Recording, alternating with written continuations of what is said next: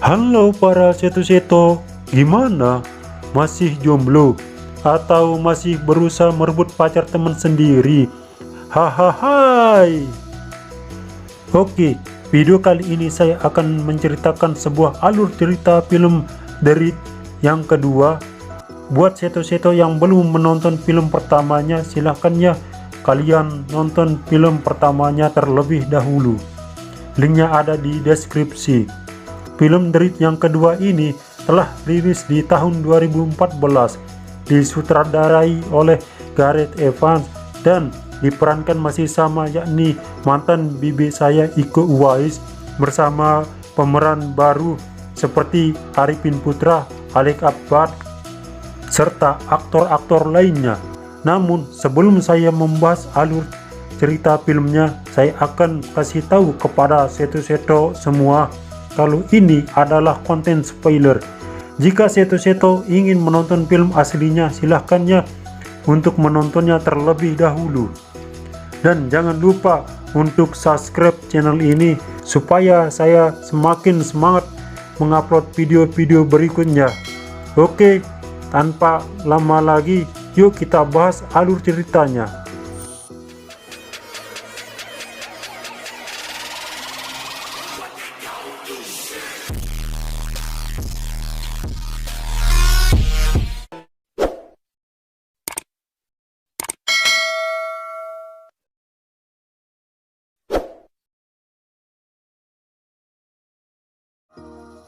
Scene diawali dengan diperlihatkan seorang pemuda yang sedang diikat dan kepalanya ditutupi kain. Saat penutup kain dibuka, ternyata dia adalah Andi, kakak dari Rama. Dia diinterogasi oleh pria berkacamata yang bernama Bejo. Dia diinterogasi di padang rumput yang luas, jauh dari pemukiman penduduk. Setelah Andi diinterogasi, dia dibunuh dan film Derit dimulai. Setelah pulang dari gedung para gangster, Rama kemudian bertemu dengan komandan kepolisian yang bernama Bunawar. Di situ Bowo terlihat dibawa untuk diobati, sementara Letnan Wahyu ditembak hingga mati. Bunawar menyuruh Rama bergabung di Kesatuan Ahli Menyamar untuk mengungkap para polisi korup yang bekerja sama dengan para gangster seperti Reza. Awalnya Rama menolak tawaran tersebut, tapi setelah Rama mengetahui kakaknya dibunuh oleh komplotan Reza yakni Bejo, ia menerima tawaran tersebut. Di mana saat itu Rama harus masuk penjara terlebih dahulu agar dia lebih tahu seluk-beluk musuh yang akan ia hadapi. Bunawar menyuruh Rama agar menghajar salah satu anak yang cukup disegani di kota itu. Lalu Rama menghajar anak itu beserta rekan-rekannya di sebuah kafe supaya ada alasan untuk masuk penjara. Singkat cerita, Rama akhirnya masuk penjara. Di dalam penjara, Rama mengganti namanya menjadi Yuda agar identitasnya tidak diketahui oleh orang lain. Ini saya akan memanggilnya Yuda karena dia sudah mengganti namanya untuk penyamaran. Di dalam penjara, Rama diserang oleh anak buah Ucok dan perkelahian pun terjadi.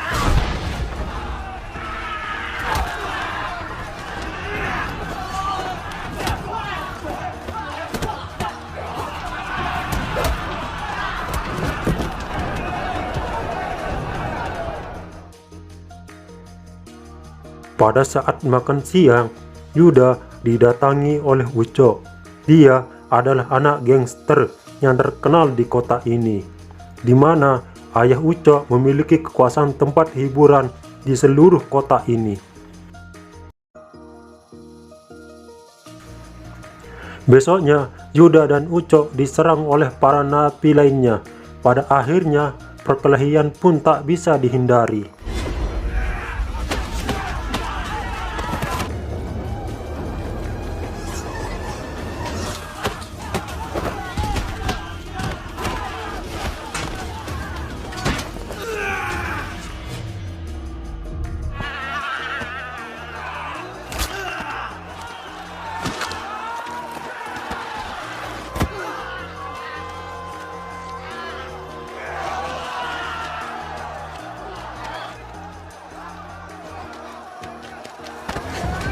di mana Uco hampir dibunuh oleh ketua Napi.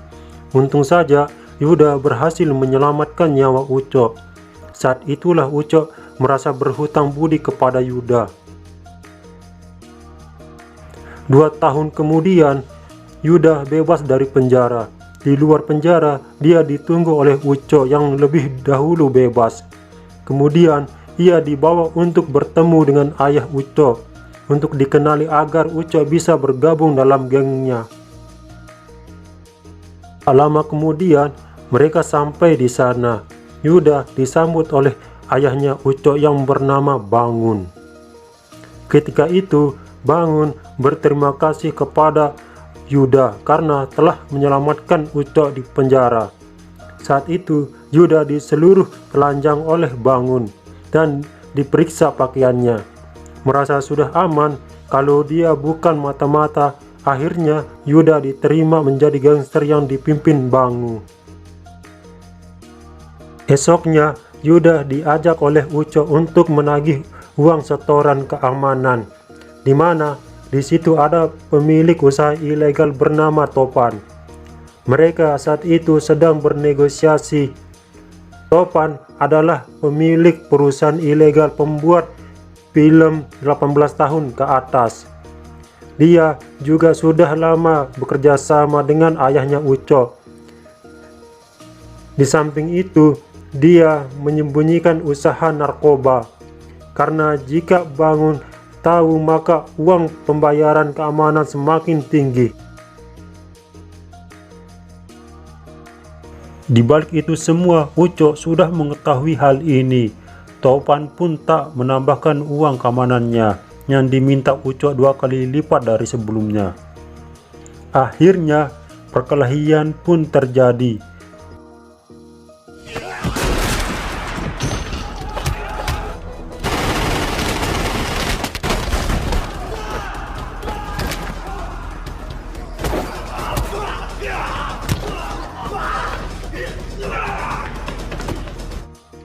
Di mana Topan mati dalam perkelahian. Scene berpindah di mana ada seorang pria gondrong yang bernama Prakoso. Dia adalah salah satu anak buah terbaik Bangun. Dia disuruh menghabisi sekelompok remaja yang tidak patuh pada aturan Bangun. Dan di sana terjadi perkelahian.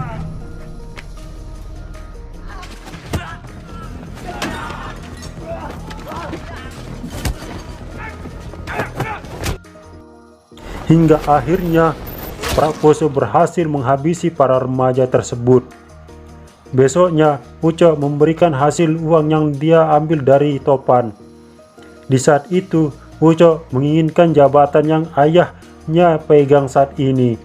Karena Uco udah lama menginginkan jabatan ayahnya. Namun, ayahnya menolaknya karena ini belum saatnya. Uco merasa dirinya tak dianggap. Akhirnya Uco bertemu dengan salah satu bos gangster.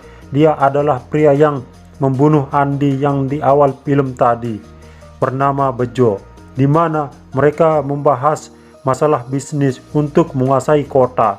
Ketika itu Bejo memberikan hadiah kepada Uco, yakni anggota yang telah menyerangnya di dalam penjara. Di situ Bejo memberikan pisau kepada Uco untuk menghabisi mereka semua. Pada akhirnya Uco menghabisi mereka.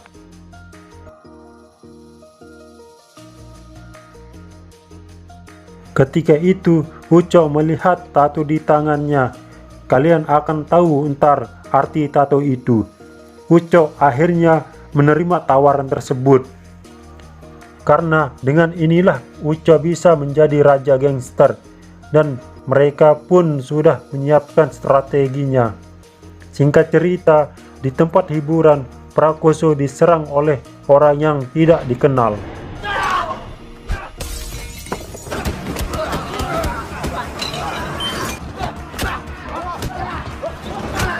Ternyata mereka semua adalah anak buah Bejo, dan pada akhirnya mereka semua dibantai oleh Prakoso. Namun saat di luar, ia kembali bertarung melawan pria yang bernama Assassin. yang sudah siap menghabisi nyawanya. Pada akhirnya Prakoso mati di tangan asasin.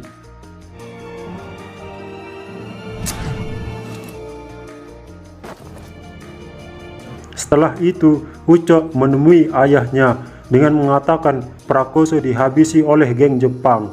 Kemudian, Ucok menyuruh ayahnya untuk membalaskan kematian Prakoso. Namun, ayahnya menolak karena tidak ingin cepat mengambil keputusan. Di sini, ayahnya tidak mengetahui kalau ini semua rencana Ucok dan Bejo untuk mengadu domba mereka. Sementara Yuda saat masuk taksi, datanglah segerombolan orang yang tiba-tiba menyerangnya. Di sini terjadi aksi kejar-kejaran dan perkelahian pun terjadi.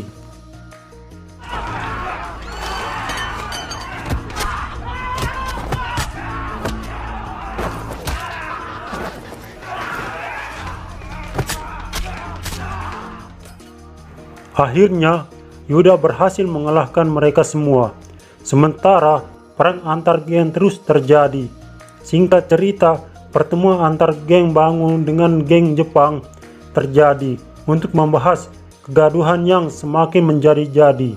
Di situ, Ucok ngeroceh dan ngata-ngatain geng Jepang dan tidak ingin damai. Bangun melihat anaknya yang kurang ajar, ia lalu meminta maaf. Kemudian ia bergegas meninggalkan ruang pertemuan tersebut. Sampai di rumah, Ucok langsung dihajar oleh ayahnya karena membuat dirinya malu di hadapan sekutunya. Saat itu, tiba-tiba Bejo datang membawa pasukannya. Lalu Ucok mengambil pistol dan menembak kepala ayahnya hingga tewas. Eka yang melihat kejadian tersebut terkejut. Kemudian dia mau menembak mereka, namun dia duluan ditembak sama Ucok. Lalu Bejo mengambil pistol dan bersiap menghabisi nyawa Eka. Saat itulah Yuda datang untuk menyelamatkan nyawa Eka dan menyuruhnya lari. Di sini terjadilah perkelahian antara Yuda dan asasin. Pada akhirnya Yuda kalah.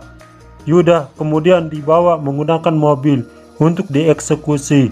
Eka yang melihat Yuda dibawa lalu mengejar mereka untuk menyelamatkannya. Di jalan, Yuda sudah sadar. Lalu terjadi perkelahian di dalam mobil.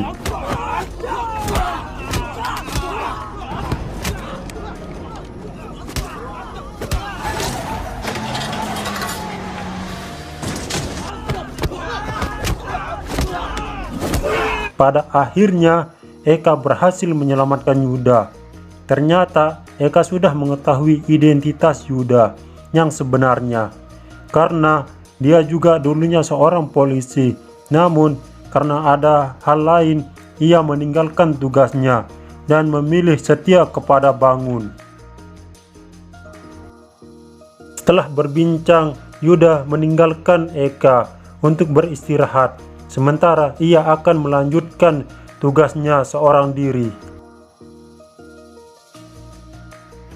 Yuda sudah sampai di markas Bejo. Dia langsung menghabisi anak buah Bejo.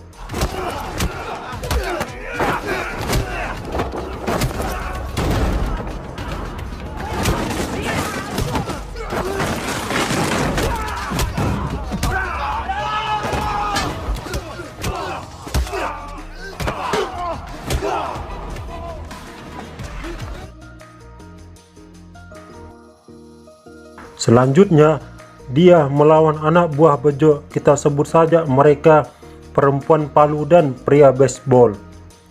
Perkelahian mereka sangat menarik, di mana mereka saling serang. Sementara mereka adu jotos, scene berpindah di mana di situ ada Ucok, Bejo, dan Reja, target utama Yuda. Di sana mereka sedang membahas bisnis selanjutnya.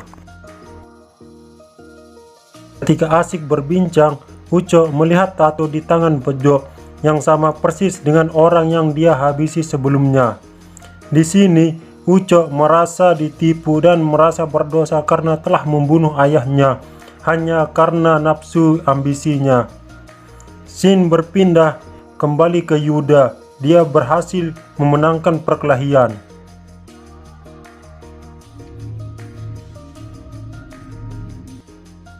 Selanjutnya, dia kembali berhadapan melawan assassin.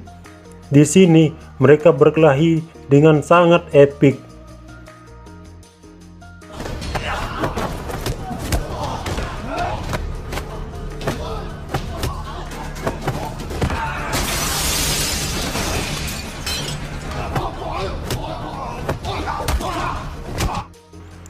Hingga akhirnya Yuda berhasil menghabisi assassin.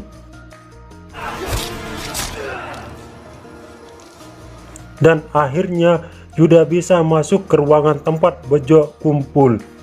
Sayang, Yuda terkena tembak dan Bejo memberikan senjata kepada Uco untuk membunuh Reza. Bukan itu saja, Uco juga membunuh Bejo karena dia merasa ditipu. Selanjutnya, Uco ingin membunuh Yuda. Saat Yuda akan ditembak, dia berhasil menipu Uco dan Yuda menancapkan senjata tajam ke perut Uco hingga Uco tewas di tangannya. Akhirnya, Yuda berhasil menghabisi mereka semua. Ketika dia mau keluar, dia bertemu dengan geng Jepang dan dia diajak untuk bergabung. Dan Yuda kemudian menjawabnya. Dan film The Raid kedua selesai. Dari film ini kita dapat pelajaran bahwasannya kita jangan mudah percaya dengan orang lain, apalagi orang terdekat kita seperti teman, karena bisa saja mereka mengkhianati kita, seperti yang gue rasakan saat ini, dimana gue punya pacar tapi temen gue nikung gue dari belakang. Sakit sekali hati gue. Anjing, kok gue curhat jadinya. Oke, segitu aja untuk alur cerita kali ini. Jangan lupa ya untuk subscribe, like, komen, dan share ke akun sosmed kalian. Dan sampai jumpa di video berikutnya.